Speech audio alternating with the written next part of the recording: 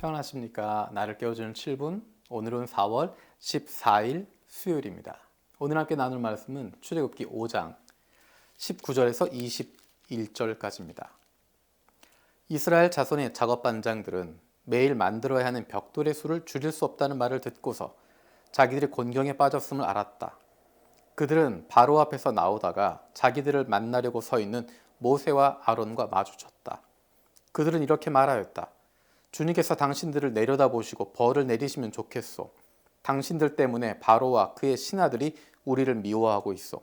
당신들은 그들의 손에 우리를 죽일 수 있는 칼을 쥐어준 셈이요. 모세가 하나님 말씀 순종해서 바로에게 나아갑니다. 그리고 이야기합니다. 이 백성들을 광야로 사흘 길을 가서 하나님께 제사 드릴 수 있게 허락해달라고 이야기합니다. 그것이 바로를 분노하게 하고 그동안 일했던 것, 그것보다 더 힘든 조건으로 일하게 합니다. 그것을 경험하게 된, 그것을 당하게 된 이스라엘 지도자들이, 이스라엘 자손의 작업 반장들이 자신들이 힘든 상황에 놓인 것을 보게 되면서 어려움을 당하게 된 것 보게 되면서 모세와 아론에게 쏟아내고 있는 말이 오늘 읽었던 본문의 말씀입니다. 주님께서 당신들을 내려다보시고 벌을 내리시면 좋겠소. 당신들 때문에 바로와 그의 신하들이 우리를 미워하고 있어. 당신들은 그들의 손에 우리를 죽일 수 있는 칼을 쥐어준 셈이요. 가시돋친 말을 던지고 있습니다. 악담을 던지고 있습니다. 누구에게 하고 있습니까? 바로 모세와 아론에게 하고 있습니다. 그리고 모세와 아론에게 향할 뿐만 아니라 그들을 보내고 있는 하나님께 향하고 있는 것입니다. 악담을 하면서 이렇게 이야기합니다. 주님께서 당신들을 내려다보시고 벌을 내리시면 좋겠소. 하나님께서 부르셔서 그 말씀에 순종해서 헌신된 마음으로 이스라엘 백성 앞에 섰던 모세와 아론입니다. 그들에게 이들은 악담을 쏟아붓는 것입니다. 사실은 이 악담은 누구에게 가야 하는 것입니까? 모세와 아론이 아니라 바로에게 가야 하는 것입니다. 정말 그 악담의 대상이 될 바로에게는 찍소리하지 못합니다. 아무 소리 하지 못하고 오히려 그들을 도우고자 했던 하나님의 뜻대로 행하고자 했던 모세와 아론에게 악담을 쏟아붓는 것입니다. 자기들의 감정 섞인 일 이야기하면서 하나님의 이름을 들먹이고 있습니다. 이 이야기를 듣고 있었던 모세의 마음은 어땠을까? 모세의 심정을 보여주고 있는 것이 바로 뒤에 있는 구절입니다. 22절에 보면 이 말을 듣고서 모세는 주님께 돌아와서 호소하였다. 주님, 어찌하여 주님께서는 이 백성에게 이렇게 괴로움을 겪게 하십니까? 정말 왜 저를 이곳에 보내셨습니까? 앞에서 계속 모세가 이야기했던 것이 내가 그런 자격이 있습니까? 왜 이 백성에게 가야 합니까? 하는 것이었습니다. 모세가 다시 하나님께 이야기합니다.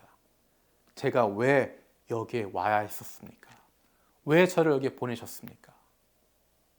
모세의 마음이 무너지는 장면입니다.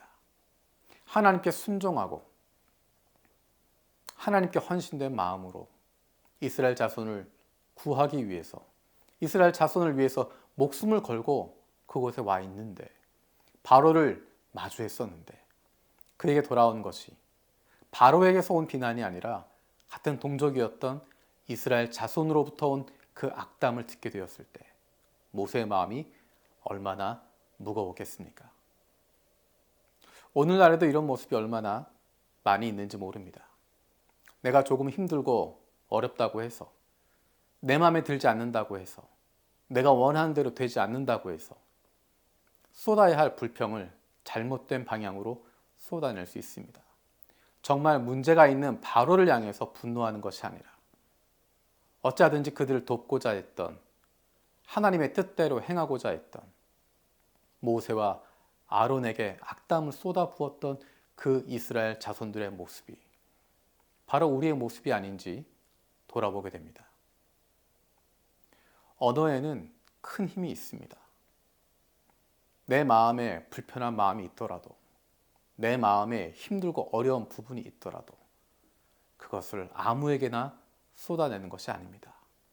특별히 모세와 아론 같은 사람에게 하나님께서 맡기신 일을 감당하기 위해서 그 앞에 서 있는 사람에게 무책임하게 불평하고 저주하고 악담을 쏟아붓는 것, 그것은 그들의 마음을 아프게 할 뿐만 아니라 그렇게 악담을 쏟아붓는 사람들 자신에게도 아픔을 가져올 수밖에 없습니다.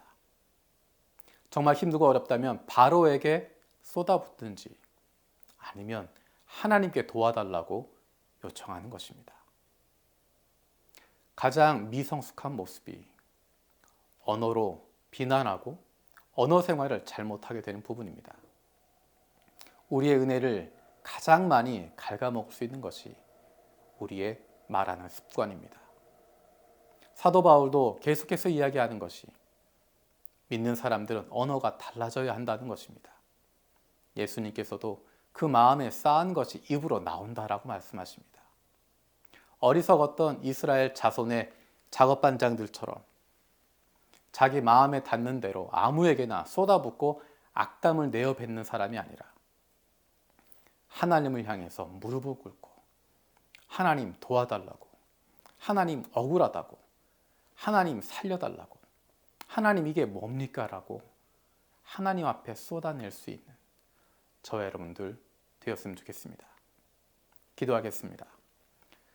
살아계신 아버지 하나님, 이스라엘 백성들이 조금만 어려운 일이 생기니까 자기들 생각대로 되지 않고 자기들에게 조금만 힘든 일이 생기니까 모세와 아론에게 비난하고 악담하고 저주를 쏟아부었던 것, 우리의 모습임을 기억합니다.